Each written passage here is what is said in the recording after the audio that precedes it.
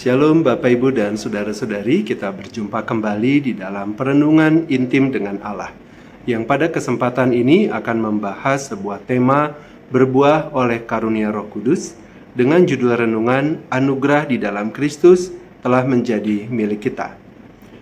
Firman Tuhan yang akan kita renungkan bersama terdapat pada Yohanes 3 ayatnya yang ke-10 sampai dengan 21, dengan ayat utama pada Roma 8 ayatnya yang pertama.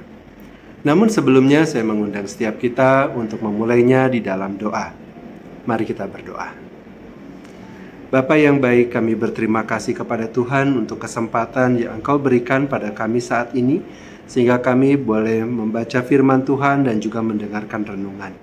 Biarlah Tuhan Kau mengurapi kami, sehingga kami boleh dapat menerima kebenaran-Mu dengan baik, dan biarlah kebenaran-Mu bekerja dengan efektif di dalam kehidupan setiap kami. Terima kasih Bapa, di dalam nama Tuhan Yesus kami berdoa. Amin. Bapak Ibu dan Saudara-saudari, berikut adalah firman Tuhan di dalam Yohanes 3, ayatnya yang ke-10 sampai dengan ayatnya yang ke-21. Demikian firman Tuhan. Jawab Yesus, "Engkau adalah pengajar Israel, dan engkau tidak mengerti hal-hal itu? Aku berkata kepadamu, sesungguhnya kami berkata-kata tentang apa yang kami ketahui dan kami bersaksi tentang apa yang kami lihat, tetapi kamu tidak menerima kesaksian kami. Kamu tidak percaya waktu aku berkata-kata dengan kamu tentang hal-hal duniawi. Bagaimana kamu akan percaya kalau aku berkata-kata dengan kamu tentang hal-hal surgawi? Tidak ada seorang pun yang telah naik ke surga selain daripada Dia yang telah turun dari surga, yaitu Anak Manusia.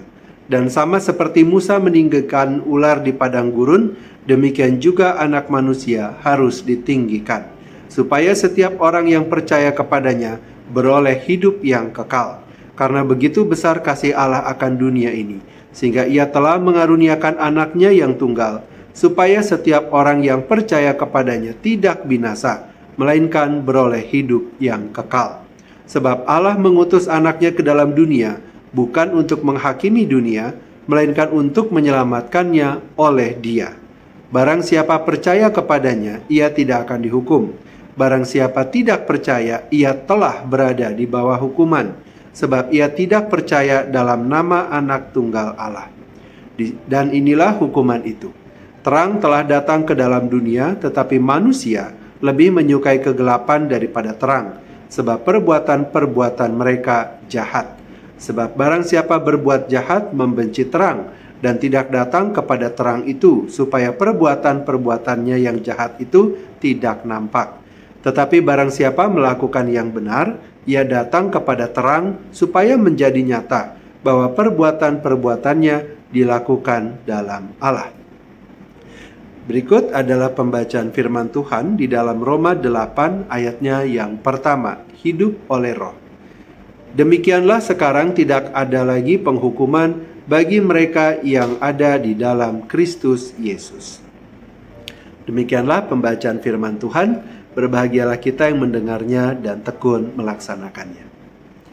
Bapak Ibu dan Saudara-saudari, di dalam Yohanes 3 ayatnya yang ke-10 sampai dengan 21, Tuhan Yesus berbicara kepada Nikodemus, seorang pengajar Israel yang memiliki pengetahuan agama. Namun Tuhan Yesus menunjukkan bahwa pengetahuan saja tidak cukup.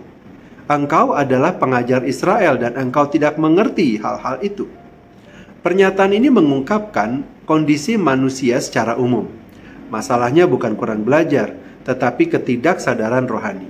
Manusia tidak memahami perkara Allah karena ia tidak percaya. Ketidakpercayaan ini bukan karena kekurangan informasi, tetapi merupakan penolakan terhadap kesaksian Allah. Ayat 11-12. Tuhan Yesus menegaskan bahwa kebenaran tentang keselamatan hanya dapat diketahui melalui Dia. Tuhan Yesus mengatakan tidak ada seorang pun yang telah naik ke surga selain daripada Dia yang telah turun dari surga, yaitu Anak Manusia. Ini berarti manusia tidak memiliki akses kepada Allah melalui usahanya sendiri. Jalan itu hanya dibuka oleh Kristus. Keselamatan bersumber dari Allah dan dinyatakan melalui Anak. Penjelasan Tuhan Yesus kemudian diarahkan kepada salib. Ia mengacu pada peristiwa ular tembaga di padang gurun pada ayat 14. Orang Israel yang dipagut ular tidak disembuhkan melalui usaha mereka, tetapi dengan memandang kepada apa yang Allah tetapkan. Demikian juga keselamatan diberikan kepada mereka yang percaya kepada Anak Manusia yang ditinggikan sesuai dengan ketetapan Allah, supaya setiap orang yang percaya kepadanya beroleh hidup yang kekal. Fokusnya jelas. Iman kepada Kristus adalah satu-satunya dasar keselamatan. Bapak, Ibu, dan saudara-saudari, di dalam ayat ke-16 dan 17 menjelaskan alasan Allah bertindak demikian. Kasih Allah dinyatakan dalam memberikan anaknya. Tujuannya adalah untuk menyelamatkan. Namun pernyataan ini tidak berarti semua orang otomatis diselamatkan. Ayat 18 menyampaikan dengan jelas, barang siapa percaya kepadanya, ia tidak akan dihukum. Barang siapa tidak percaya, ia telah berada di bawah hukuman. Ini menunjukkan bahwa penghukuman bukan hanya sesuatu yang akan datang, tetapi kondisi yang sudah berlaku atas manusia yang tidak percaya. Disinilah Roma 8 ayat 1 memberikan sebuah penegasan. Demikian sekarang tidak ada penghukuman bagi mereka yang ada di dalam Kristus Yesus. Kata sekarang menunjukkan bahwa status ini sudah berlaku.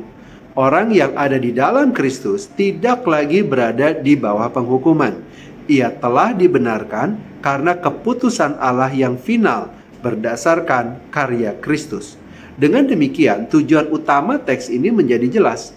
Sebuah status tidak ada penghukuman bukan sesuatu yang baru akan diperoleh di akhir hidup. Status ini sudah menjadi milik orang percaya saat ini. Ketika seseorang dipersatukan dengan Kristus melalui iman, ia masuk ke dalam perdamaian dengan Allah. Ia tidak lagi berada di bawah murka, tetapi di dalam kasih karunia. Namun Yohanes juga menyatakan di dalam ayat 19 sampai dengan 20 mengenai kondisi manusia tanpa Kristus. Terang telah datang ke dalam dunia, tetapi manusia lebih menyukai kegelapan. Nah, ini menjelaskan mengapa manusia tidak percaya. Kepercayaan manusia tidak bersifat netral atau alamiah. Manusia memilih kegelapan karena perbuatannya jahat. Menolak terang karena tidak ingin dosanya dinyatakan. Ayat 21 menyatakan, barang siapa melakukan yang benar, ia datang kepada terang supaya menjadi nyata bahwa perbuatan-perbuatannya dilakukan dalam Allah. Pernyataan ini tidak berarti manusia dapat lebih dahulu menjadi benar dengan kekuatannya sendiri, melainkan dilakukan dalam Allah. Ini berarti perubahan hidup yang nyata berasal dari karya Allah. Nah, disinilah hubungan antara keselamatan dan kehidupan baru harus dipahami dengan benar. Keselamatan tidak dihasilkan oleh perubahan hidup. Sebaliknya, perubahan hidup terjadi karena seseorang telah diselamatkan. Orang yang telah dibenarkan tidak lagi berada dalam posisi yang sama. Ia tidak lagi hidup dalam kegelapan, melainkan datang kepada terang sebagai arah hidupnya. Nah, inilah yang dimaksud dengan berbuah oleh karunia Roh Kudus. Buah bukan syarat keselamatan, melainkan hasil dari keselamatan. Roh Kudus bekerja dalam diri orang percaya bukan hanya untuk mengubah perilaku, tetapi untuk mengarahkan hidup kepada Allah. Perubahan ini tidak terjadi di luar keselamatan, tetapi bagian dari keselamatan itu sendiri. Karena itu ketika dikatakan bahwa anugerah di dalam Kristus telah menjadi milik kita, pernyataan ini mencakup dua hal yang tidak dapat dipisahkan. Pertama, status kita di hadapan Allah telah berubah, tidak ada lagi penghukuman. Yang kedua, hidup kita sedang diarahkan kepada terang oleh karya Allah. Keduanya bersumber dari sumber yang sama, yaitu Kristus. Seseorang tidak dapat mengklaim berada di dalam Kristus tetapi tetap hidup dengan pola dan kebiasaan hidup yang sama seperti sebelumnya tanpa perubahan arah.